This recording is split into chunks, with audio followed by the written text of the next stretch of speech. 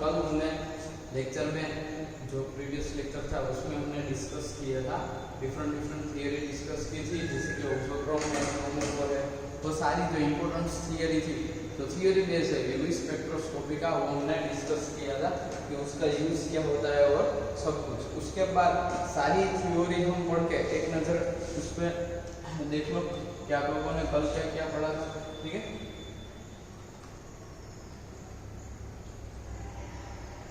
ये एप्लीकेशन पढ़ी थी, ठीक है।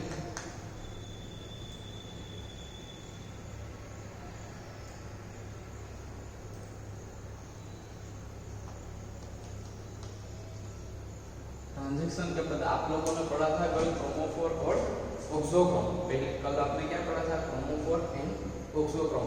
क्रोमोफोर ऑक्सोक्रोम में आपने देखा था chroma means colour, phore means उसका इम्पैक्ट जो मोलेक्यूल का क्या लिखा था, the part of molecule which are responsible for the imparting the colour, या तो जो इम्पार्टिंग द कलर और उसको क्या कहते हो, क्रोमोफोर कहते हैं, उससे क्या कहते हैं, क्रोमोफोर कहते हैं।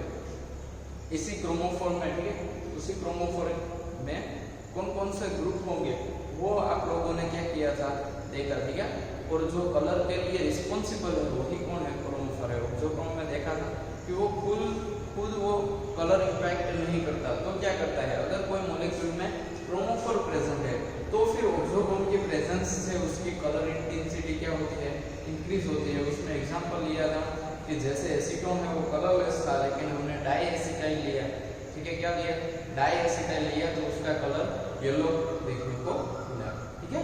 उसके बाद हम लोगों ने उसमें एक और एग्जांपल देखा कि ट्राईकीटो पेंटेन अगर हम लेते हैं एग्जांपल के तौर पे, ट्राईकीटो पेंटेन हम अगर ट्राईकीटो पेंटेन हम उसमें यूज करते हैं तो फिर उसका कलर ऑरेंज हो जाता है। यानी जैसे जैसे ऑक्सोक्रोम ऐड होते जाते हैं, ठीक है।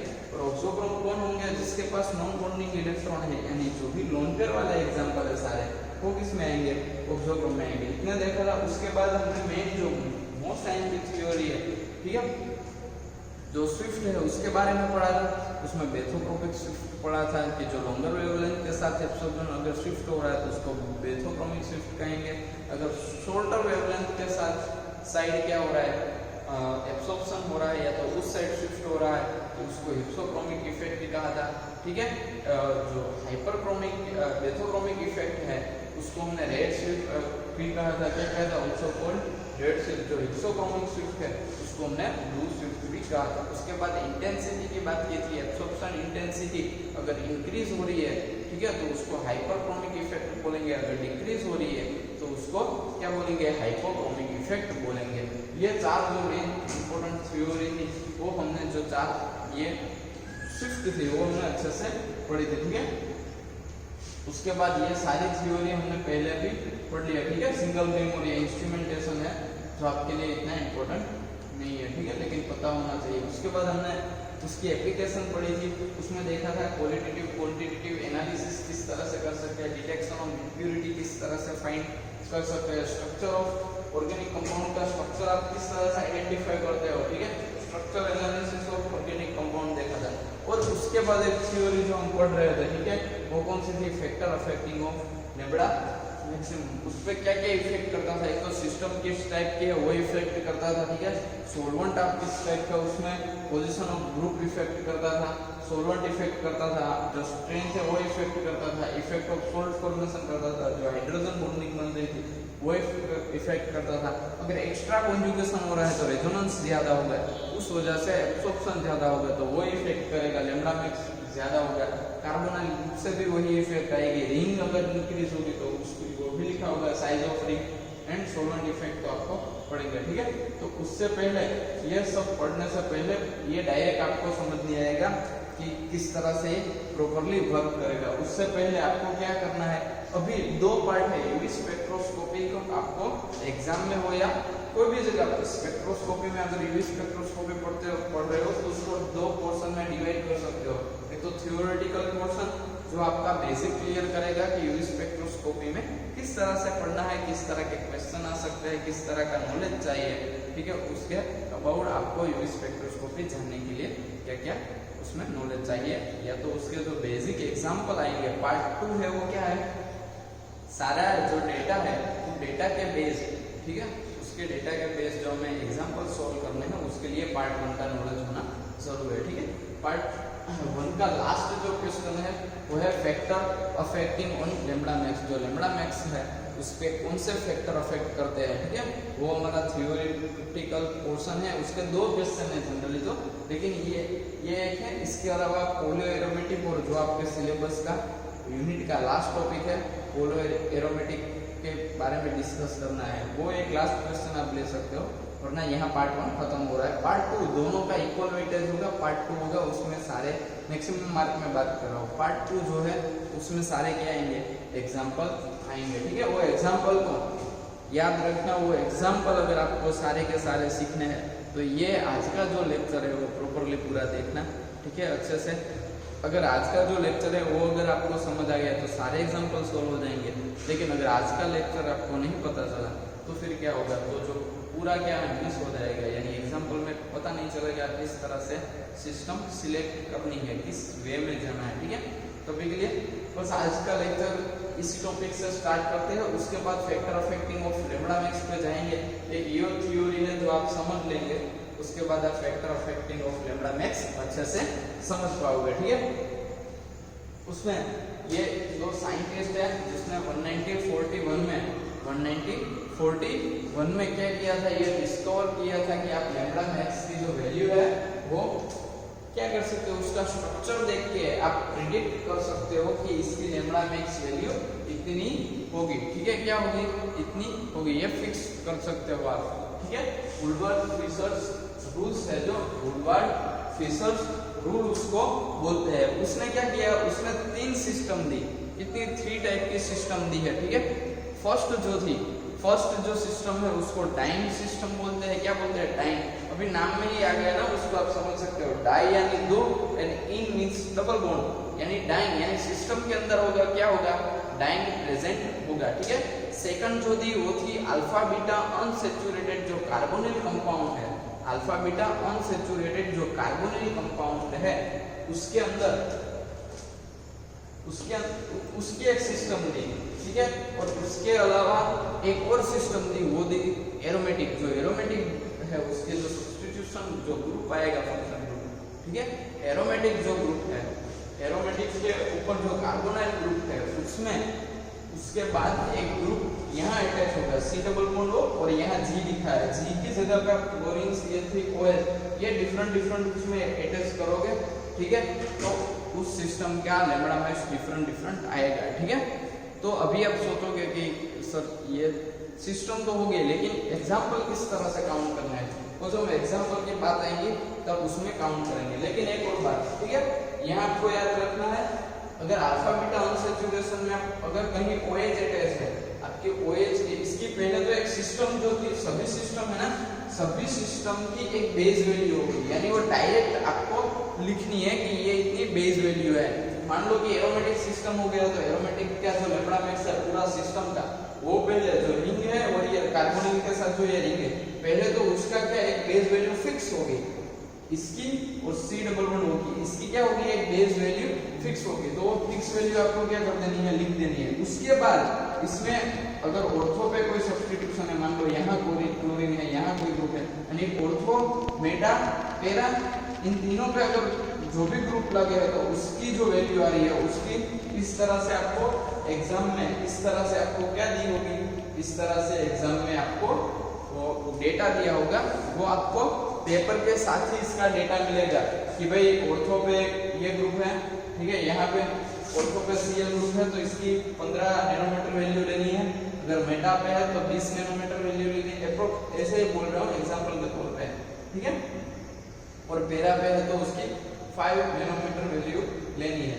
उस हिसाब से वो हिसाब से क्या करना है, बेस वैल्यू आ गया, उसके प्लस जिस जहां ग्रुप लगा हो, ऑर्थो पे लगा हो तो ऑर्थो की वैल्यू उसके साथ प्लस कर देनी है, उस तरह से बस सिंपल इतना करोगे एग्जांपल आ जाएगा। लेकिन एक बात जो कॉमन रहेगी वो क्या रहेगी कि सबकी यूनिक एक बेस वैल्यू होगी। बेस वैल्यू यानी उसकी सिस्टम की क्या होगी, डाइन है तो जो डबल बॉन्ड है वाला जो पोर्शन जितना भी आ गया उसकी क्या होगी, एक फिक्स क्या होगी, बेस वैल्यू होगी।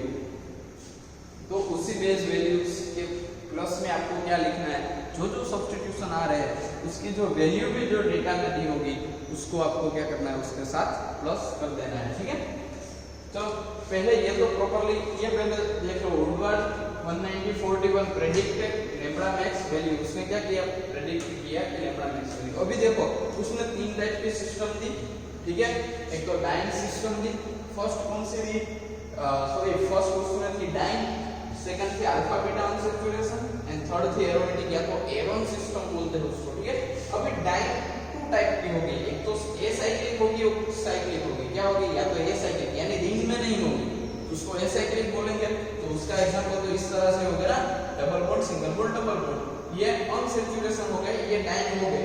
ठीक है, इसके आगे डबल बॉन्ड भी हो सकता है कोई साइड में ग्रुप को, उससे आपको लेना देना नहीं है। आपको तो क्या देखना है, यहाँ डबल बॉन्ड है, यहाँ डबल बॉन्ड है और रिंग नहीं है, तो ये साइक्लिक हुआ। पहले तो कंपाउंड देख के आपको उसकी सिस्टम पता होनी चाहिए। अगर इस तरह का कंपाउंड लिखा है तो आपको पता होना चाहिए कि ये साइक्लिक नहीं है और डबल बॉन्ड है, एरोमेटिक नहीं है यानी एरोन वाली सिस्टम निकल गई। फिर कार्बोनिल ग्रुप नहीं है तो alpha beta unsaturation, alpha beta किसे बोलते हैं, मेन ग्रुप, जो भी आपका ग्रुप है कीटोन ग्रुप, उसके बाद के कार्बन को अल्फा बीटा बोलना है। लेकिन अल्फा बीटा ऐसी सिस्टम भी नहीं है कि कार्बोनिल ग्रुप भी नहीं है, तो बचा कौन, डाइन बचा। डाइन में भी देखो रिंग नहीं है यानी साइक्लिक नहीं है, तो बचा कौन, साइक्लिक। तो फिर साइक्लिक की आपको फिर लिखना है, एग्जांपल जो भी दिया हो उसमें फर्स्ट करके लिखना है base value for cyclic diene. फिर इसमें जाके देख लेना है कि साइक्लिक डाइन की वैल्यू कितनी है। देखो वहां पे बेस वैल्यू दी है 214 नैनोमीटर, ठीक है, वो बेस वैल्यू लिख देनी है। उसी तरह से आपको कैलकुलेशन एग्जांपल में, तो ये क्या हो गया, साइक्लिक के लिए। ए साइक्लिक में फिर से दो पोर्शन आएंगे, एक तो होमोएन्युलर आएगा और एक आएगा हेटेरोएन्युलर। एक क्या आएगा, होमोएन्युलर आएगा और हेटेरोएन्युलर आएगा। अगर आपकी डाइन, ठीक है, साइक्लिक में दो रिंग साथ में मर्ज होगी, दो कॉमन कार्बन होंगे, उसमें सिंपल सी बात है, होमो यानी साथ, ठीक है, होमो यानी साथ। अगर आपकी डाइन यानी आपका डबल बॉन्ड एक ही रिंग में है तो उसको बोलेंगे, उसको क्या बोलेंगे, होमोएन्युलर बोलेंगे। ठीक है, और अगर आपके डबल बॉन्ड दो डिफरेंट रिंग में है, ठीक है, तो फिर उसको आप क्या बोलोगे, अगर डिफरेंट रिंग में है तो उसको आप हेटेरोएन्युलर बोलेंगे। क्या बोलेंगे, हेटेरोएन्युलर बोलेंगे। ठीक है, अल्फा बीटा तो समझ आ गया, अल्फा और बीटा अनसैचुरेशन। एरोमेटिक में क्या हो गया, एरोमेटिक रिंग होगी, उसके ऊपर कार्बोनिल ग्रुप हो गया, इसकी बेस वैल्यू डायरेक्ट मिल जाएगी। जी है, जो जी है उसमें डिफरेंट ग्रुप हो सकते हैं। ठीक है, अभी देखो इसकी बात सुनो, इसके होमो और हेटेरो के बारे में सोचो। देखो मैं यहाँ पे बताता हूँ आपको। देखो ऐसा कंपाउंड आपको दिया गया होगा, ये नीचे कुछ नहीं लिखा होगा, ऐसा एग्जांपल में दिया होगा आपको। तो पहले सिस्टम फाइंड करनी है, कौन सी है, स्टार्ट कहाँ से होती है, डाइन, तो डाइन है, हाँ है। डाइन में ए साइक्लिक फर्स्ट आता है, लेकिन यहाँ तो साइकिल है, ए साइकिल निकल गई। और पॉसिबिलिटी चेक कर लो, एक लास्ट वाला थर्ड वाला जो एरोमेटिक है, इसमें एरोमेटिक है, ये निकल गई। फिर अल्फा बीटा अनसैचुरेशन है, उसमें कार्बोनिल चाहिए, इसमें कार्बोनिल है नहीं है, तो वो भी निकल गई। तो बचा क्या, बचा ओनली डाइन में साइक्लिक। डाइन में साइक्लिक का क्या होगा, डाइन में साइक्लिक का दो ही पोर्शन होगा, एक होमोएन्युलर एंड एक होगा हेटेरोएन्युलर। तो होमोएन्युलर और हेटेरोएन्युलर में क्या है, अगर सेम रिंग में डबल बॉन्ड है तो होमोएन्युलर, अगर डिफरेंट रिंग में डबल बॉन्ड है तो हेटेरोएन्युलर। यहाँ देखो डिफरेंट रिंग में है तो ये हेटेरो हो गया, यहाँ सेम रिंग में डबल बॉन्ड है तो वो क्या हो गया, होमोएन्युलर हो गया। ठीक है, फिर बेस वैल्यू कहाँ से लिखनी है, जो आपके क्वेश्चन पेपर जो यूनिवर्सिटी में से आएगा उसमें ही पीछे लिखा होगा। और आप इतने इसमें एग्जांपल है, ठीक है, सारे एग्जांपल आप कैलकुलेट करोगे, यानी 3 एग्जांपल अगर आपने एक ही सिस्टम के 3 एग्जांपल आपने एक बार कैलकुलेट किया ना, तो फिर आपको बिना देखे भी याद हो जाएगा कि इतनी होगी। ठीक है, देखो बेस वैल्यू फॉर, यहाँ पे क्या लिखा है, देखो बेस वैल्यू फॉर हेटेरोएन्युलर यानी डिफरेंट रिंग में अगर डबल बॉन्ड है तो उसकी बेस वैल्यू कितनी आएगी, 214 नैनोमीटर। कितनी आएगी, 214 नैनोमीटर। ठीक है, देखो यहाँ पे लिखा है n नैनोमीटर। ठीक है, फिर देखो बेस वैल्यू फॉर होमोन्यूलर, अगर एक ही रिंग में डबल बॉन्ड है तो 253 नैनोमीटर कितनी आएगी, 253 नैनोमीटर आएगी, ठीक है, 243 नैनोमीटर आएगी। क्लियर। फिर ये सब आपको क्या करना है, उसमें प्लस कर देना। अगर डबल बॉन्ड एक्सटेंडिंग कॉन्जुगेशन है, ये दो डबल बॉन्ड के अलावा अगर तीसरा भी डबल बॉन्ड अगर प्रेजेंट है तो उसमें +3 कर देना है, ठीक है। अल्काइल सब्स्टिट्यूशन और रिंग रेसिड्यू, यानी ये जो रिंग है, ये जो रिंग है उसमें अगर इस तरह का कोई सब्स्टिट्यूशन है तो सब्स्टिट्यूशन की वैल्यू यहाँ पे कितनी दी गई है, अल्काइल सब्स्टिट्यूशन की +5 है तो वो भी उसमें +5 कर देना है, ठीक है। ठीक है, तो देखो अल्काइल सब्स्टिट्यूशन में कितना किया, +5 किया है, ठीक है। और ये 4 क्यों है वो मैं आपको बाद में बताऊंगा कि किस तरह से 4 लिखा गया है। देखो अगर बाहर की साइड इस तरह से है, रिंग में नहीं है तो उसको अल्काइल सब्स्टिट्यूशन बोलते हैं। अगर रिंग का जो डबल बॉन्ड जिस कार्बन से डायरेक्ट अटैच है तो उसको रिंग रेसिड्यू बोलते हैं, यानी एक रिंग रेसिड्यू डबल बॉन्ड के साथ है, दो रिंग रेसिड्यू इसको नहीं गिन सकते क्योंकि वो डबल बॉन्ड से डायरेक्ट अटैच नहीं है, यानी 1 2 एंड ये 3 ring residue and 1 alkyl substitution, ठीक है। लेकिन दोनों की वैल्यू +5 है तो आप 4 × 5 कर सकते हो, तो फिर आंसर कितना है 20, बस उसके अलावा तो और कुछ नहीं है। और हेटेरोन्यूलर की बेस वैल्यू क्या हो गई, 2 4 2 1 4 हो गए, ठीक है। उसके अलावा एक एंडोसाइक्लिक डबल बॉन्ड आएगा और एक्सोसाइक्लिक डबल बॉन्ड आएगा। सारी जो टर्म है ना, सारी जो टर्म वो पहले अच्छे से आपको पता होनी चाहिए। एक्सोसाइक्लिक डबल बॉन्ड किसे कहते हैं, हेटेरोसाइक्लिक डबल बॉन्ड किसे कहते हैं, ठीक है। वो सब भूल जाओ, वो तो एग्जांपल की बात होगी, वो तो आप बाद में गिनेंगे। लेकिन इस तरह से डेटा दिए होंगे, सिंपल है, डेटा भी आपको दे दिए होंगे, आपको कुछ नहीं करना, आपको आइडेंटिफाई करना है कि कौन सी सिस्टम प्रेजेंट है इन तीनों में से अच्छे से, ठीक है। रात को अगर जगह के भी पूछना कि ये अगर एग्जांपल दे कि ये कौन सी सिस्टम है, देख के पता चल जाना चाहिए। डाइन का 2 पोर्शन, एसाइक्लिक साइक्लिक, एसाइक्लिक में चेन में डबल बॉन्ड होगा और साइक्लिक का 2 पोर्शन में होगा, ठीक है, होमोन्यूलर एंड हेटेरोन्यूलर। होमो यानी एक ही रिंग में डबल बॉन्ड एंड हेटेरो यानी दो अलग अलग रिंग में क्या आएंगे, डबल बॉन्ड आएंगे, ठीक है। उसके बाद अल्फा बीटा अनसैचुरेशन तो अपने आप ही है, ठीक है। और एरोमेटिक में तो एरोमेटिक देख के आपको बेंजीन रिंग आएंगे तो पता चल जाएगा, ठीक है। इस हिसाब से वुड फीचर्स ने क्या किया है, रूल्स दिए हैं। तो ये 3 टाइप की सिस्टम है, ठीक है। यहाँ पे लिखा Wood Fieser's rule for diene is इधर कौन सी हो सकती है, या तो homoannular with both double bond contain in one ring, अगर एक ही रिंग में हो, अगर heteroannular with 2 double bonds distributing 2, बराबर, जो 2 रिंग है उसके बीच में क्या होगा, डिस्ट्रीब्यूट होगा। With the aid of this rules UV absorption maximum can be predicted, यानी लैम्बडा मैक्स जो है वो आप इसके हेल्प से कैलकुलेट कर सकते हो। फॉर एग्जांपल दिया है in the compound on the left side, जो लेफ्ट साइड का है यानी इसकी बात कर रहा है, ठीक है। बेस वैल्यू इसकी 214 होगी क्योंकि ये कौन सी हो गई, हेटेरोन्यूलर है, तो फिर हेटेरोन्यूलर का झाग के आपको बेस वैल्यू देखनी है, 214 हो गई, ठीक है। हो रही है फिर this diene group has 4 alkyl substitution, ठीक है, 1 2 and 3 alkyl substitution, 1 alkyl substitution and 3 ring residue, ठीक है। तो उसकी वैल्यू भी आपको ऐड कर देनी है, 85 होती है, 40 20 हो गए, ठीक है। और फिर एक एक्सोसाइक्लिक डबल बॉन्ड इसमें प्रेजेंट है, एक्सोसाइक्लिक और एंडोसाइक्लिक। अभी आपको एक ही टर्म पता नहीं है, वो है एक्सोसाइक्लिक और एंडोसाइक्लिक, ठीक है।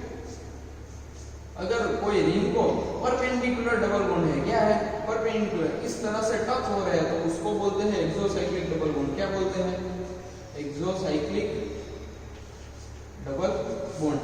तो यहाँ देखो ये जो डबल बॉन्ड है ना वो इस रिंग को परपेंडिकुलर है, इस रिंग को क्या है, परपेंडिकुलर है, इस रिंग को ये डबल बॉन्ड क्या है, परपेंडिकुलर है। और ऐसे बॉन्ड को एक्सोसाइक्लिक डबल बॉन्ड बोलते हैं। क्या बोलते हैं, एक्सोसाइक्लिक। और कोई डबल बॉन्ड अगर यहाँ है, ठीक है, रिंग से दूर कॉन्जुगेशन है, तो उसको एंडोसाइक्लिक डबल बॉन्ड बोलते हैं। क्या बोलते हैं, उसको एंडोसाइक्लिक डबल बॉन्ड बोलते हैं।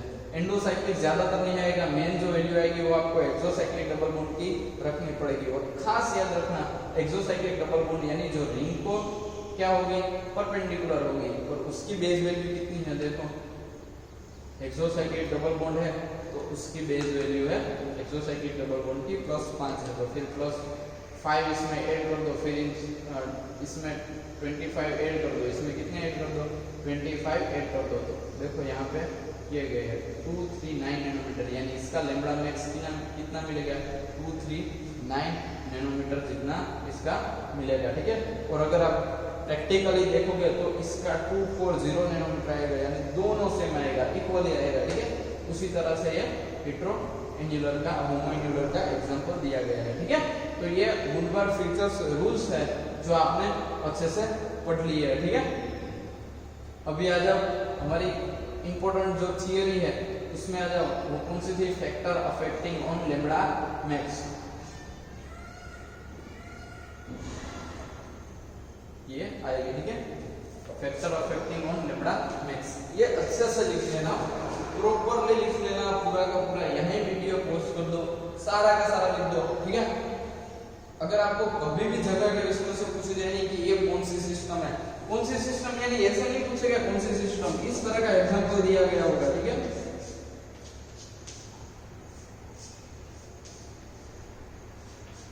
अरे एरोमेटिक है, कार्बोनिल है, तो फिर ये कौन सी होगी, एरोमेटिक सिस्टम होगी, अगर इस तरह से एग्जांपल में पूछा जाए, ठीक है।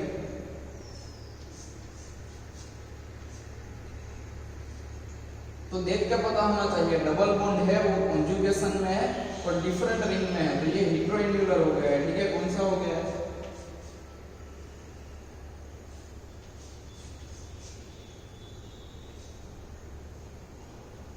ये हेटेरो नहीं है, ये होमोएन्युलर है, क्योंकि ये डबल बॉन्ड इसके अकेला का नहीं होता, दोनों रिंग का होता है। इसका होता है दोनों रिंग का होता है, ठीक है।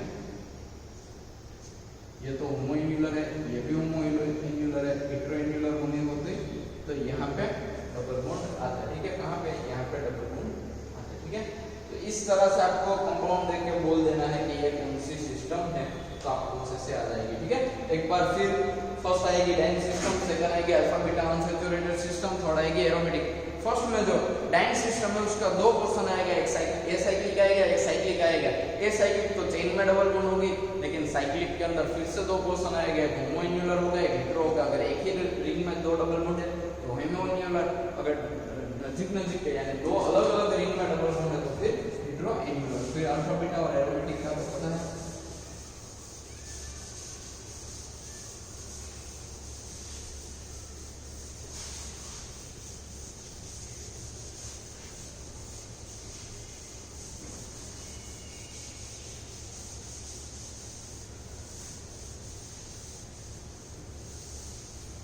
देखो इस एग्जांपल कैलकुलेट में आपको जो जो टर्म चाहिए ना, ठीक है, वो फिर इस क्वेश्चन के बाद हम लिख देंगे कि कौन कौन सी टर्म आपको यूज होगी, ठीक है।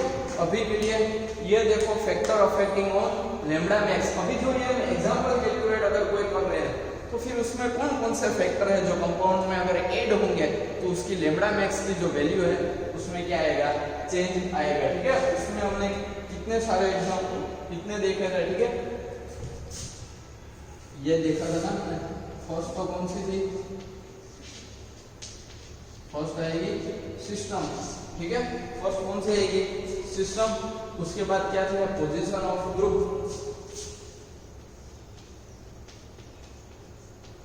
Position of group third number है, ठीक है। थर्ड को तो बाद में पढ़ेंगे। फोर्थ नंबर है इफेक्ट ऑफ स्ट्रेंथ। थर्ड कौन सा होगा, इफेक्ट ऑफ स्ट्रेंथ होगा, ठीक है। फोर्थ नंबर उसके बाद इफेक्ट ऑफ सोल्ट होगा,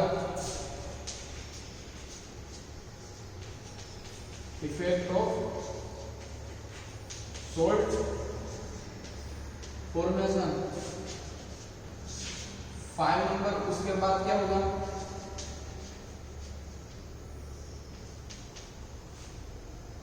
इफेक्ट ऑफ एक्सटेंड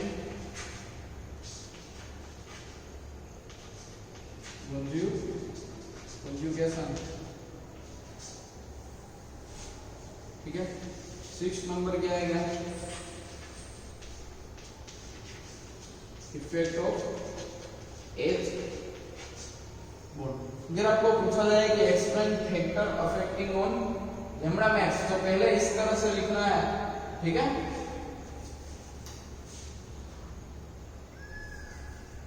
फिर उसके बाद 7 नंबर आएगा, उसके बाद कौन सा नंबर आएगा 7 number, effect of carbonyl group, कौन सा आएगा effect of carbonyl group. Effect of carbonyl group के पास क्या आएगा साइज ऑफ रिंग, क्या आएगी साइज ऑफ रिंग। उसके बाद आएगा सॉल्वेंट इफेक्ट। देखो 3 नंबर और 9 नंबर दोनों एक ही है, ठीक है। 3 नंबर और 9 नंबर दोनों एक ही है, ठीक है। चलो फर्स्ट से शुरू स्टार्ट करते हैं, ठीक है। क्या है factor affecting on lambda max, आपके बुक का जो है उसका एक पोर्शन लिया है क्योंकि प्रॉपर्ली आप उस हिसाब से पढ़ सको। देखो सिस्टम यानी अभी हमने पढ़ा ना, अगर डिफरेंट सिस्टम है, होमोइन्युलर है, हेटेरोइन्युलर है, ठीक है। अभी देखो साइक्लिक डाइन में साइक्लिक एसाइक्लिक ये सब भूल जाओ।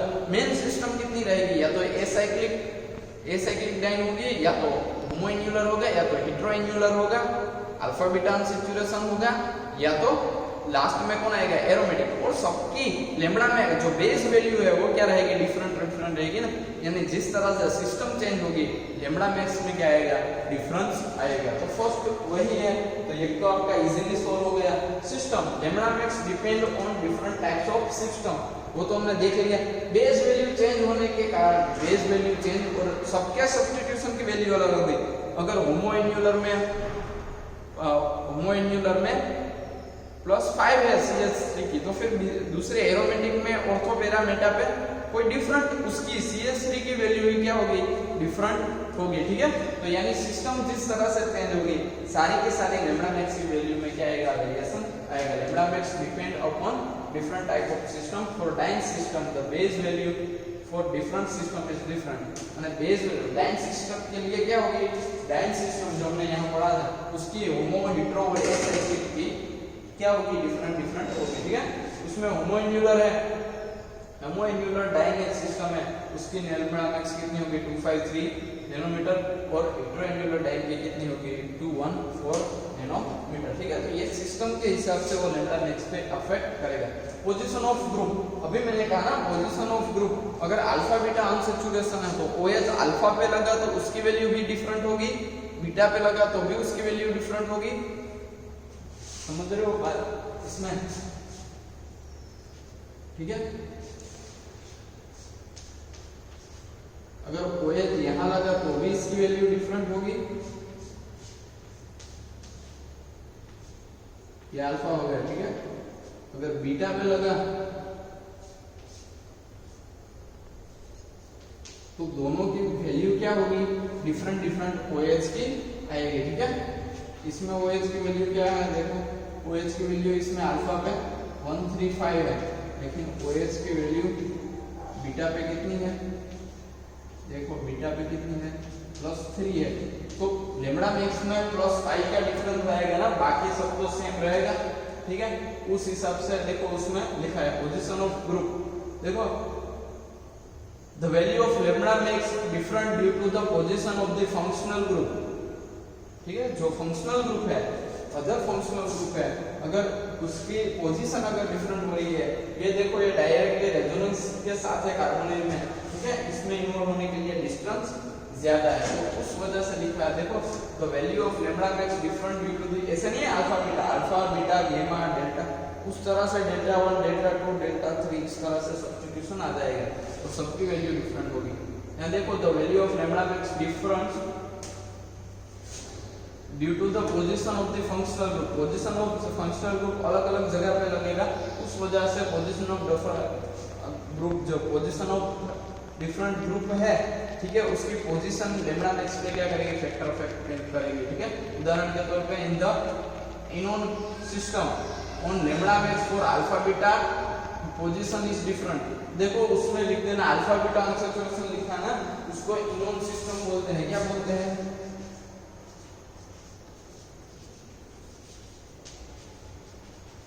कीटो इनोन सिस्टम आती है ना, उस वजह से इसको क्या बोलते हैं, इनोन सिस्टम बोलते हैं। ठीक है, इन का मतलब क्या होगा, आगे जो इन है ना यानी डबल बॉन्ड, ऑन का मतलब कीटोन, यानी इनोन जो सिस्टम है उसमें lambda max alpha beta position different होने के कारण उसमें डिफरेंट आएगी। फिर एग्जांपल के तौर पे ग्रुप दी है OH CL दिया, पोजीशन दी है, अल्फा पे इतनी वैल्यू होगी और बीटा पे ये वैल्यू भी आपको दे देगी होगी। ठीक है, लेकिन आपको एग्जांपल में क्या करना है, देखना है कि OH या क्लोरीन कहाँ पे लगा है। अगर क्लोरीन बेस वैल्यू तो पहले इनोन के आप लिख दोगे, बेस वैल्यू के बाद अगर क्लोरीन बीटा पे लगा है तो प्लस बार कर देना है, उसमें प्लस 12 करना है, और अगर अल्फा पे लगा है तो प्लस 15 कर देना है। ठीक है, in case of arene system, arene यानी aromatic, the lambda value depends on the ortho meta and para position, वो हमने देखा ना। इसके अलावा इसमें क्या है,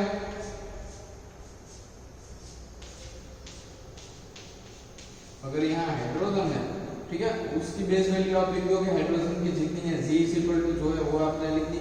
उसके बाद ऑर्थो पे है, मेटा पे लगा है ग्रुप या पैरा पे, कहाँ पे ग्रुप क्या लगेगा उस हिसाब से उसमें प्लस होगा। ठीक है, एग्जांपल के तौर पे अगर OH ऑर्थो पे लगा है तो 7, मेटा पे भी लगा है तो भी 7, लेकिन पैरा पे अगर लगा हो तो 2-5 नैनोमीटर आपको क्या कर देना है, ऐड करना है। उसी तरह NH2 का भी 13 और 5 8 नैनोमीटर होगा। ठीक है, 58 नैनोमीटर आपको क्या कर देना है, प्लस कर देना है। सॉल्वेंट इफेक्ट तो वो तो इफेक्ट करेगा, वो किस तरह से, वो लास्ट जो है ना फोर्थ क्लोज नहीं किया वो आगे आ जाएगा लाइन में सॉल्वेंट इफेक्ट में। ठीक है, उसके बाद देखो इफेक्ट ऑफ स्ट्रेन। ठीक है, इफेक्ट ऑफ स्ट्रेन आपको क्या देखनी, इफेक्ट ऑफ स्ट्रेन यानी माने बल्कीनेस, कंपाउंड में जितनी बल्कीनेस बढ़ेगी उसकी लैम्बडा मैक्स में कितना डिफरेंस आएगा वो देखना है। स्ट्रेंथ यानी वही उसकी बल्कीनेस कितनी बढ़ेगी वो इफेक्ट करता है। अगर कंपाउंड में बल्कीनेस कम है तो उसकी लैम्बडा मैक्स हाई होगी, अगर ज्यादा है तो फिर क्या हो जाएगी, देखो इन द ऑर्थो पोजीशन, यानी ऑर्थो ये वाली फर्स्ट वाली, in the ortho position if more bulky group are present then strain will be increase. Strain माने क्या होगा, उससे दूर जाने की कोशिश करेंगे। ठीक है, क्या होगा, दूर जाने, रिपल्जन होगा। स्ट्रेन यानी रिपल्जन होगा ग्रुप के बल्कीनेस के, यानी उसके जो मास होगा। या इफेक्ट ऑफ स्ट्रेन में आप देख लीजिए, यहाँ पे कोई ग्रुप है और यहाँ अगर इस तरह से कोई बड़ा ग्रुप आएगा तो इनके बीच में क्या होगा, रिपल्जन होगा ना। इन सब के बीच में क्या होगा, एक दूसरे से रिपल्जन होगा, क्योंकि यहाँ भी इलेक्ट्रॉन घूम रहे होंगे, यहाँ भी इलेक्ट्रॉन घूम रहे होंगे, इसके भी इलेक्ट्रॉन घूम रहे होंगे। ठीक है, तो इन सब के बीच में इलेक्ट्रॉन का चार्ज सेम होता है, इस वजह से एक दूसरे के साथ क्या करेंगे, रिपल्जन करेंगे। क्या करेंगे, रिपल्जन करेंगे। उसके अलावा उसके सेंटर में प्रोटॉन न्यूट्रॉन होंगे तो वो भी अपने दूसरे एटम के प्रोटॉन न्यूट्रॉन से क्या करेंगे, रिपल्जन करेंगे, यानी जो प्रोटॉन है उसका रिपल्जन होगा। ठीक है, इन the ortho position is more बल्कि, अगर यहाँ नजीक में ऑर्थो पोजीशन पे बल्कीनेस ज्यादा है, presence of strain will be increase उससे strain and lambda max will be decrease. तो उस वजह से क्या होगा, एब्सॉर्प्शन को कम करेगा, लैम्बडा मैक्स क्या होगा, डिक्रीज होगा। एग्जांपल दिया है इन नाइट्रोबेंजीन, ये नाइट्रोबेंजीन ऐसे ही ओनली नाइट्रोबेंजीन है। At ortho position if alkyl group becomes bulky the lambda max decrease. यहाँ पे एग्जांपल दिया है अगर ओनली नाइट्रोबेंजीन है तो फिर लैम्बडा मैक्स उसकी 252 नैनोमीटर होगी, लेकिन अगर उसमें एक CH3 ऑर्थो पे ऐड कर दो तो लैम्बडा मैक्स उसकी 250 होगी। देखो 252 से 250, ठीक है, एक ग्रुप ऐड किया, लैम्बडा मैक्स उसकी +2 कम हुई।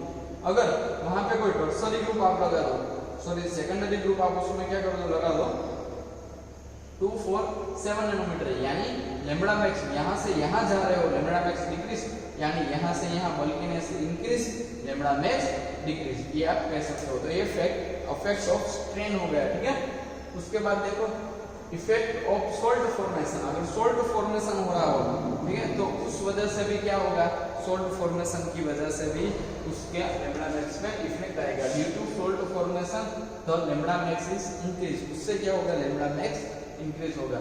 देखो बेंजोइक एसिड है, लैम्बडा मैक्स उसकी क्या होगी, बेंजोइक एसिड है उसकी लैम्बडा मैक्स होगी 230 nanometer. By making the salt the lambda max change to 284 nanometer. अगर उसका सोल्ट फॉर्मेशन उसमें हो उस तरह से करो तो फिर उसका क्या होगा, लैम्बडा मैक्स इंक्रीज होगा। यानी इसके साथ आप क्या अटैच कर दो, NH2 ग्रुप क्रिएट कर दो, यानी para amino benzoic acid lambda max बड़ी। और एक बात देखो, NH2 ग्रुप को क्या बोलते हो? ऑक्सोक्रोम बोलते हो ना, क्या बोलते हो उसको? ऑक्सोक्रोम। देखो बेंजोइक एसिड था वो मेन कंपाउंड था और कार्बोनाइल ग्रुप है, यानी इसमें क्रोमोफोर प्रेजेंट है, तो इसका कलर दिख रहा है। उसके बाद सॉरी बेंजोइक एसिड है, उसमें आपने NH2 ऐड किया, NH2 यानी लोन पेयर वाला है ना, उस वजह से वो किसी भी सॉल्वेंट के साथ रिएक्शन करके या क्या करेगा, सॉल्ट फॉर्मेशन करेगा, और उस वजह से उसका क्या होगा, लैम्बडा मैक्स इंक्रीज होगा। ये तो बढ़ाने की जरूरत नहीं है। देखो इफेक्ट ऑफ एक्सटेंड कॉन्जुगेशन, यानी डबल बॉन्ड आप इंक्रीज करते जाओ तो लैम्बडा मैक्स इंक्रीज होगी। देखो due to extend conjugation lambda max increase, वो तो आपको भी पता होगा ना, ठीक है। इस तरह से इफेक्ट ऑफ सॉल्ट फॉर्मेशन, ये तो आप लोगों ने देखा है, कॉन्जुगेशन इफेक्ट करो, ठीक है। अगर ये है और इसमें आप और कॉन्जुगेशन ज्यादा ऐड कर दोगे, ठीक है, ज्यादा कॉन्जुगेशन जितना आप ऐड करते जाओगे उतना उसका लैम्बडा मैक्स ज्यादा बढ़ेगा, क्योंकि ये एक्साइटेड हो गया, रेजोनेंस की पॉसिबिलिटी लॉन्ग चेन में जाएगी, उस वजह से क्या होगा, उसकी लैम्बडा मैक्स बढ़ेगी, ठीक है। यहाँ देखो एग्जांपल दिया है CH2 CH double bond CN, ये हो गया, ये जो सारा पोर्शन है ना यहाँ से लेके यहाँ तक का, उसको उसने n कह दिया है। n का मतलब n इज इक्वल टू अगर 1 है, यानी ये रिंग में ओनली 1 डबल बॉन्ड है, तो फिर क्या होगा, देखो 1 डबल बॉन्ड है तो 217 नैनोमीटर, 2 अगर आ गया है, डबल बॉन्ड 2 हुआ, डबल बॉन्ड इंक्रीज हुए तो 270 नैनोमीटर, ठीक है। अगर 3 हुए तो 312 नैनोमीटर। देखो कितना गैप आ रहा है, जितना कॉन्जुगेशन बढ़ रहा है उतना डबल बॉन्ड, ठीक है, उतना क्या हो रहा है, लैम्बडा मैक्स इंक्रीज हो रहा है। कल भी हमने एग्जांपल देखा था, कौन सा वाला, ये वाला एग्जांपल देखा था, NH2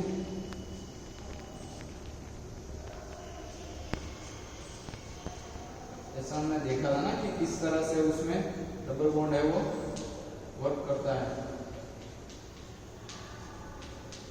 NH2 में प्लस आया था, फिर डबल बॉन्ड,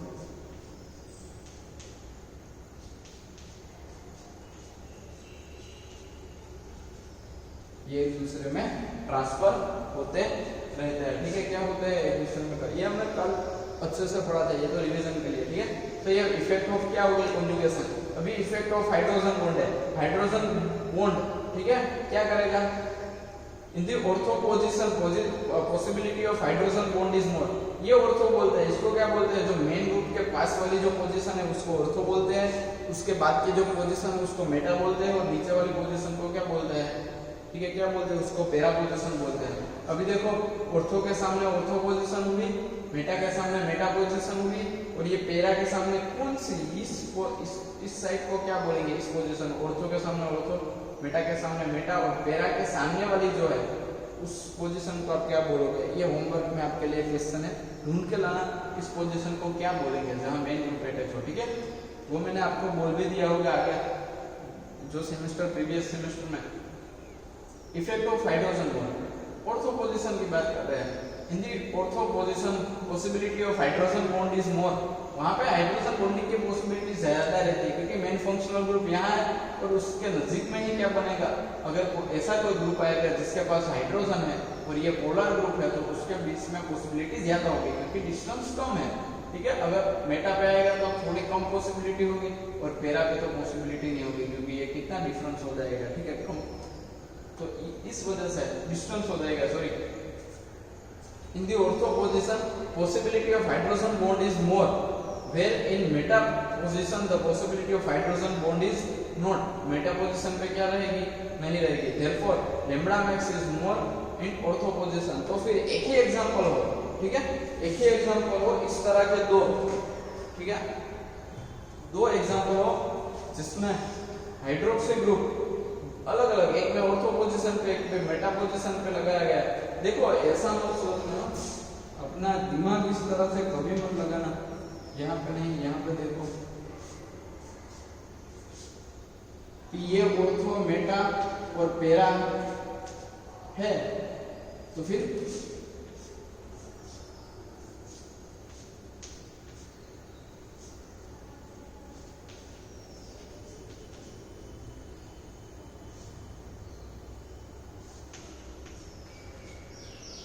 इसका नोमेनक्लेचर इस तरह से मत करना मेटा, ठीक है, मेटा मिथाइल बेंजोइक एसिड ऐसा मत करना, ठीक है। यहाँ OH ले लो, मेटा हाइड्रोक्सी बेंजोइक एसिड ऐसा नाम मत करना, ठीक है।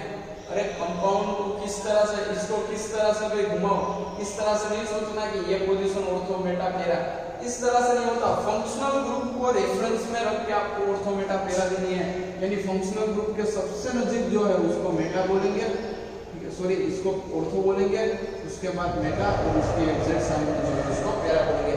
खास याद रखना, ठीक है, अच्छे से याद रखना। अगर इस तरह से कंपाउंड है, यहाँ कोई फंक्शनल ग्रुप है, यहाँ पे मेन फंक्शनल ग्रुप है, कौन सा मेन फंक्शनल ग्रुप, तो ये दो ऑर्थो हो गई, ये दो बेटा होगी और ये पैरा होगी, ठीक है। फिक्स नहीं होती, फंक्शनल ग्रुप कहाँ पे लगा है उस हिसाब से होती है। देखो तो यहाँ पे ये मेन ग्रुप है, तो ये इसकी ऑर्थो हो गई, और ये मेन ग्रुप के बाद ऑर्थो और ये मेटा, यानी ऑर्थो और मेटा पे OH दिया है। अभी पढ़ा पॉसिबिलिटी ऑर्थो पे हाइड्रोजन बॉन्डिंग की ज्यादा रहती है, इस वजह से क्या होगा, उसका लैम्डा मैक्स ज्यादा होगा। देखो पॉसिबिलिटी किस तरह से ज्यादा होती है, बेंजोइक एसिड वाला स्ट्रक्चर ही हम लेते हैं, ठीक है। C डबल बॉन्ड OH, या तो आप कौन सा NO2 वाला भी एग्जांपल ले लो, ठीक है, ये NO2 वाला ले लो ना एग्जांपल, ठीक है। इस तरह से NO2 में होगा, इस पे जनरली इस तरह से अगर आप बॉन्ड बताओ तो ये इस पे पॉजिटिव चार्ज आएगा, ठीक है। और यहाँ अगर आप OH ग्रुप ले लो, क्या ले लो, OH ग्रुप, तो इसके बीच में होगी क्या होगी, H बॉन्डिंग होगी, ठीक है। क्या होगी, H बॉन्डिंग होगी। उसी तरह से क्या होगा, कार्बोनिल जो ग्रुप है उसमें भी पॉसिबिलिटी क्या होगी, H बॉन्डिंग की ज्यादा होगी। लेकिन अगर पैरा पोजीशन पे है,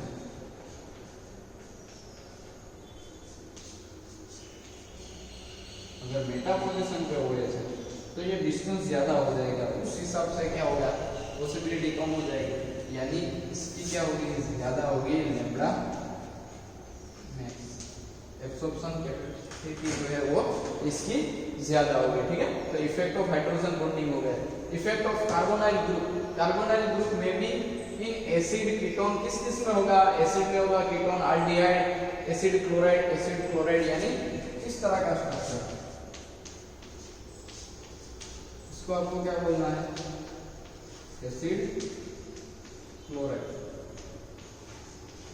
ठीक है। ये क्या होगा, acid chloride, amide, ester, anhydride, in each case inductive effect and resonance effect different, therefore lambda max variable, ठीक है। इसके हिसाब से क्या होगा, इसके साथ अगर आप बेंजीन ऐसा कुछ स्ट्रक्चर जोड़ दो, ठीक है, तो ये इसके साथ रेजोनेंस में जाएगा, इस वजह से जिसमें कार्बोनिल प्रेजेंट है वो लैम्डा मैक्स एक स्टेप क्या ले जाएगा आगे, यानी लैम्डा मैक्स को इंक्रीज करेगा। यानी कार्बोनिल ग्रुप अगर ऐड होते, अब एक्स्ट्रा ऐड करोगे तो उससे लैम्डा मैक्स क्या होगी, इंक्रीज होगी, उसमें चेंजेस आएंगे, ठीक है। साइज ऑफ रिंग, ठीक है, इसमें भी देखना है कि कौन सा ग्रुप उसमें अटैच है। Size of ring, as the size of ring change lambda max value भी चेंज, ठीक है। डिफरेंट रिंग साइज होगी, उसकी वैल्यू किस तरह से आएगी, डिफरेंट उसकी लैम्डा मैक्स आएगी, यानी जितनी बल्कि ज्यादा होगी, ठीक है। वो तो आप एग्जांपल कैलकुलेट करोगे तो साइज ऑफ रिंग आपको समझ आ जाएगा। लास्ट जो है सॉल्वेंट इफेक्ट, ठीक है, डिफरेंट सॉल्वेंट जिस तरह से आप यूज करोगे उस तरह से क्या होगा, डिफरेंट उसकी लैम्डा मैक्स आएगी। UV spectrum mostly ethanol is used solvent के तौर पे, आपको मोस्टली कौन से एग्जांपल लेने हैं, एनहेक्सेन, इथेनॉल, ठीक है, ये मोस्टली आप यूज करोगे, ठीक है। यूवी स्पेक्ट्रम मोस्टली उसमें भी 95% इथेनॉल है वो यूज होता है, is used because most of organic substance are soluble in ethanol. Generally almost जो ऑर्गेनिक कंपाउंड है वो इथेनॉल में सोल्यूबल होते हैं और ट्रांसपेरेंट होते हैं, उसका बीच में कोई यूवी स्पेक्ट्रोस्कोपी में एब्सॉर्प्शन में वो पार्टिसिपेट नहीं करता, ठीक है। उस वजह से क्या होता है, प्योर फॉर्म में ओनली जो कंपाउंड है वही उसका एब्सॉर्प्शन होगा, ठीक है। देखो effect of solvents depend on, effect of solvent effect जो है वो डिपेंड किस पे करेगा, types of transition and polarity of the solvent. It is explain in following manner. जो भी आपकी जो पोलैरिटी है, पोलर नॉन पोलर कंपाउंड आपको पता होना चाहिए, ठीक है। पहले क्या पता होना चाहिए, पोलर और नॉन पोलर कंपाउंड आपको पता होना चाहिए, ठीक है। ये CH3 और CH3 है, दोनों की इंटरनल इफेक्ट सेम है, बॉन्ड बीच में रहेगा, ठीक है, कोई पोलर जनरेट नहीं होगा, इसको बोलोगे आप नॉन, ठीक है, इसको आप क्या बोलोगे, नॉन पोलर बोलोगे, ठीक है। और अगर इस तरह का ग्रुप है, और इस तरह का ग्रुप लेता है, ये माइनस पार्शियली पॉजिटिव इलेक्ट्रॉन इस साइड होता है, ठीक है, तो ये पोलर कंपाउंड होगा, इस तरह का होगा पोलर, इसमें क्योंकि इसमें दो पोलर क्या हुए जनरेट हुए, उस हिसाब से देखना है पोलर और नॉन पोलर कंपाउंड किसे बोलते हैं, ठीक है। Effect of polar solvent in n to pi star transition, n यानी क्या होगा, एक्स्ट्रा इलेक्ट्रॉन होगा, और पाई स्टार ट्रांजिशन यानी डबल बॉन्ड के साथ क्या होगा, इस तरह का कोई कंपाउंड होगा, ठीक है, कार्बोनाइल, ठीक है, उस तरह का क्या होगा, कोई कंपाउंड होगा। In this case lambda max decrease, उसमें क्या होगा, पोलर सॉल्वेंट अगर आप ले रहे हो तो फिर उसमें क्या होगा, उसकी डिक्रीज होगी। देखो लेस पोलर और पोलर, ठीक है, more polar, non polar solvent है, एनर्जी गैप आपको देखना है, लेस स्टेबलाइज है और मोर स्टेबलाइज है, ठीक है। मोर पोलर कंपाउंड जो है, सॉरी नॉन पोलर सॉल्वेंट में आप मोर पोलर क्या कर रहे हो, कंपाउंड ऐड कर रहे हो, तो फिर उसकी स्टेबिलिटी क्या होगी, देखो उसकी स्टेबिलिटी में ये मोर स्टेबल होगा, लेकिन जब वो एक्साइटेड स्टेट में जाएगा तो वो लेस स्टेबलाइज हो जाएगा, ठीक है। एनर्जी गैप दिया गया उस हिसाब से लैम्बडा मैक्स उसमें क्या होगी, डिक्रीज होगी। अरे एनर्जी ज्यादा तो लैम्बडा मैक्स सामने डिक्रीज, ऑपोजिट साइड होती ना, यूनिट की स्टार्टिंग वहां से किया था, E = h म्यू से किया था ना, उसी की बात हो रही है, ठीक है। तो ये एक इफेक्ट ये होगी, effect of polar solvent in n to pi star transition, जिसमें डिक्रीज होगी। Effect of polar solvent in pi to pi star transition, ठीक है, pi to pi star transition में इस केस में क्या होगा, इसमें लैम्बडा मैक्स इंक्रीज होगी, ये तो ज्यादा होगा, ठीक है, और पहले लेस स्टेबल होगा। नॉन पोलर सॉल्वेंट में क्या होगा, पहले लेस पोलर होगा और नॉन पोलर में आप ऐड करोगे लेस स्टेबिलिटी होगी, लेकिन आफ्टर एक्साइटेड वो क्या होगा, मोर स्टेबल होगा। और जितना आफ्टर वो क्या हो रहा है, स्टेबल हो रहा है, तो एब्सॉर्प्शन ज्यादा और ज्यादा करेगा, और एब्सॉर्प्शन ज्यादा करेगा, इट मींस कि लैम्बडा मैक्स उसका क्या होगा, इंक्रीज होगा, क्या होगा, इंक्रीज होगा। तो ये इफेक्ट ऑफ सॉल्वेंट हो गए, ठीक है, क्या हो गए, इफेक्ट ऑफ हो गए, ठीक है। इसमें देखो सॉल्वेंट दिया गया है in pi to pi star transition, उसके बाद लिया गया excited state is more polar than ground state, and in polar solvent excited state is more stabilized, thus E2 decrease and lambda max increase. देखो example दिया गया है और ये वैल्यू दी गई है कि किस तरह से हेक्सेन और H2O में लैम्बडा मैक्स डिफरेंट आता है, और ये ग्राफ दिया गया है कि ग्राफ में कितना डिफरेंस आएगा, pi to pi स्टार में एनर्जी किसमें ज्यादा होगी, किसमें कम होगी, ठीक है। और इसमें भी ये बताइए, उसमें जो ये डॉट डॉट डॉट लाइन है वो वाटर का एग्जांपल है, और ये जो थिक लाइन है वो हेक्सेन का एग्जांपल है। देखो इसमें एनर्जी भी कम होगी तो लैम्बडा मैक्स, ठीक है। उसमें यहाँ देखो n to pi star transition में, n to pi star transition में क्या हो रहा है, ये एनर्जी ज्यादा है, ठीक है, n to pi star transition है, उसमें ये एनर्जी क्या है, ज्यादा है, तो लैम्बडा मैक्स कम आएगी। इसमें भी एनर्जी कम है, ठीक है, इसमें भी एनर्जी कम है, तो लैम्बडा मैक्स ज्यादा आएगी। उस हिसाब से ये सारा पुस्तक लिखा है, ठीक है। पहले से देख लो, अभी थोड़ा आपको सॉल्वेंट जो इफेक्ट है वो पढ़ना पड़ेगा अच्छे से, ठीक है। पहले से सिस्टम इन डिफरेंट पहले से देख लो सारे के सारे। फर्स्ट है वो क्या है, सिस्टम, यानी डिफरेंट अगर सिस्टम जब चेंज होगी, उसकी बेस वैल्यू चेंज होगी, उसके जो ग्रुप आएंगे, ठीक है, वो चेंज आएंगे उसकी वैल्यू, उस वजह से क्या होगी, लैम्बडा मैक्स में डिफरेंस आएगा। इतना ही क्या लिखना है, सिस्टम पोजीशन ऑफ ग्रुप, ठीक है। अगर ऑर्थो पे लगा है, मेटा पे लगा है, पैरा पे ग्रुप लगा है, सभी में उसकी वैल्यू क्या आएगी, डिफरेंट आएगी। वो OH की वैल्यू, क्लोरीन की वैल्यू हमने देखी, ऑर्था पे कितनी होगी, पैरा पे, वो एरोमेटिक की बात होगी। अगर इनोन सिस्टम है, यानी अल्फा बीटा अनसैचुरेशन वाला एग्जांपल अगर ले लो, तो उसमें अल्फा बीटा जिस तरह से पोजीशन चेंज होगी, उस तरह से उसकी वैल्यू में लैम्बडा मैक्स में क्या आएगा, डिफरेंस आएगा, ठीक है।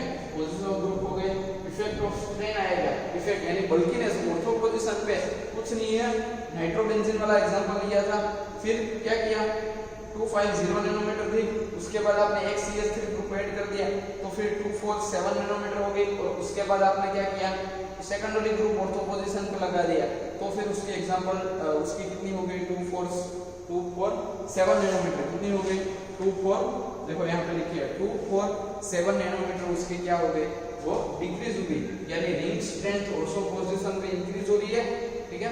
सॉरी, स्ट्रेंथ जो बल्कीनेस ऑफ ग्रुप है वो इंक्रीज हो रही है ऑर्थो पोजीशन पे, लैम्बडा मैक्स क्या हो जाएगी, डिक्रीज हो जाएगी, ठीक है। तो ये स्ट्रेंथ ऑफ क्या हो गई, ये अगर इफेक्ट ऑफ सॉल्ट फॉर्मेशन, अगर आप NH2 जैसे फंक्शनल ग्रुप नॉन जिसके पास नॉन बॉन्डिंग इलेक्ट्रॉन ऐड करोगे, सॉल्ट फॉर्मेशन होगा, लैम्बडा मैक्स इंक्रीज होगा। इफेक्ट ऑफ एक्सटेंड कॉन्जुगेशन, अगर आप कॉन्जुगेशन बढ़ाओगे, ज्यादा करोगे रिंग में आगे, तो उससे लैम्बडा मैक्स क्या होगा, इंक्रीज होगा। इफेक्ट ऑफ एज बॉन्डिंग, उसमें हमने देखा कि ऑर्थो पोजीशन पे एज बॉन्डिंग की पॉसिबिलिटी ज्यादा रहती है, अगर एज बॉन्डिंग जितना ज्यादा पॉसिबल उतनी लैम्बडा मैक्स ज्यादा होगा, क्योंकि रेजोनेंस होगा वो स्टेबलाइज हो जाएगा, ठीक है। उससे हिसाब से जो पॉजिटिव चार्ज आता है और उसका और हाइड्रोजन का दोनों को क्या हो जाएगा, हाइड्रोजन बॉन्ड यानी स्ट्रॉन्ग हाइड्रोजन यानी स्टेबिलिटी कंपाउंड के हाइड्रोजन बॉन्ड से क्या करेंगे, ज्यादा बनेंगे और लैम्बडा मैक्स ज्यादा होगा, ठीक है। तो ये एज बॉन्डिंग ऑर्थो पे है तो ज्यादा स्टेबल हो गया, लेकिन पेरा पे अगर है तो लेस स्टेबल है, मेटा पे सॉरी, ठीक है। Effect of carbonyl group, carbonyl group जितने ज्यादा ऐड करोगे, रेजोनेंस इंडक्टिव इफेक्ट और रेजोनेंस की पॉसिबिलिटी क्या हो जाएगी, ज्यादा हो जाएगी, उस वजह से उसमें क्या आएगी, डिफरेंट इफेक्ट आएगी। साइज ऑफ रिंग, जितनी भी साइज ऑफ रिंग आप बढ़ाते जाओगे उसके लैम्बडा मैक्स में क्या रहेंगे, डिफरेंस आते रहेंगे। और सोलवेंट इफेक्ट, ठीक है, डिफरेंट सोलवेंट आप यूज करोगे, ठीक है, उसमें भी मोस्टली इथेनॉल यूज होता है, क्योंकि 95% इथेनॉल, क्योंकि वो इजीली सारे ऑर्गेनिक जो कंपाउंड है वो उसमें इजीली क्या हो जाते हैं, डिसॉल्व हो जाते हैं। फिर उसमें अपने दो देखा है, पोलर देखा है, effect of non polar solvent और इफेक्ट ऑफ पोलर सॉल्वेंट, ठीक है। Effect of polar solvent, sorry दोनों में पोलर सॉल्वेंट लिए है और पाई टू पाई स्टार ट्रांजिशन दिखाया गया है, और इसमें भी क्या दिखाया गया है, N to pi star transition. N to pi star transition में क्या हो रहा है, डिक्रीज हो रहा है, लेकिन पाई टू पाई स्टार में वो इंक्रीज हो रहा है, ठीक है। फिर वाटर और एग्जांपल का ये ले लेना है, ठीक है।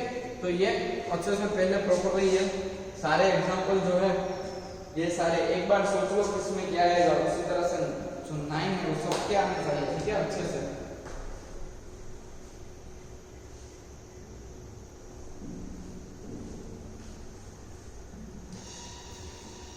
अभी एक छोटा सा चॉइस ऑफ सोलवेंट, ठीक है, आप किस तरह से सोलवेंट उसमें यूज करते हैं उससे ये डिपेंड करेगा। The choice of solvent to be used in ultraviolet spectroscopy is more important. The first क्या करेगा, जो भी कंडीशन है for a good solvent is that they should not be absorb ultraviolet radiation. First condition क्या होगी, वो ultraviolet जो radiation है उसको एब्जॉर्ब नहीं करना चाहिए in the region absence spectrum is being determined. उससे क्या होगा, इजीली आप क्या कर पाओगे, उसको जो उसका स्पेक्ट्रम है उसको अच्छे से देख पाओगे, ठीक है। और सेकंड कंडीशन क्या दी गई है, good solvent is it effect. उसकी वजह से क्या होगा, अगर अच्छा सोलवेंट है उसका डिस्टर्बेंस नहीं है तो आपको फाइन स्ट्रक्चर मिलेगा, इसका उसका जो बेंड है उसका जो स्पेक्ट्रा है वो अच्छे से कंपाउंड का मिलेगा, ठीक है। उसमें भी अगर नॉन पोलर सोलवेंट है तो फिर हाइड्रोजन बॉन्डिंग नहीं होगा और उस वजह से उसमें अच्छे से फाइन स्ट्रक्चर मिलेगा। जहां पोलर होगा तो उससे ऑपोजिट आएगा, ठीक है। Table 1 generally 95% ethanol hexane most commonly क्या होता है वो यूज होता है। ये सब मैंने पढ़ा दिया है, उसकी ट्रांसपेरेंसी ज्यादा होगी और डिस्टर्बेंस कम करेगा, सारे ऑर्गेनिक कंपाउंड उसमें इजीली डिसॉल्व, ऐसा सोलवेंट हमें लेना चाहिए। और यहाँ पे डिफरेंट सोलवेंट दिए गए हैं जिसकी वेवलेंथ दी गई है कि वो इस वेवलेंथ में वर्क कर सकता है, ठीक है। ये डिफरेंट दिए गए हैं, ठीक है। बाकी तो जो हमने पढ़ा ये हो गई सोलवेंट इफेक्ट। तो बस आज के लेक्चर में इतना ही। सोलवेंट इफेक्ट कैसा हो तो नेक्स्ट लेक्चर में हम एक बार रिवीजन कर देंगे, वरना सोलवेंट इफेक्ट में कुछ नहीं है। तो बस आज के लिए इतना ही, नेक्स्ट लेक्चर में मिलते हैं। All the best. आज का लेक्चर प्रॉपर्ली अच्छे से पढ़ना, ठीक है। ऑल द बेस्ट, जय श्री कृष्ण।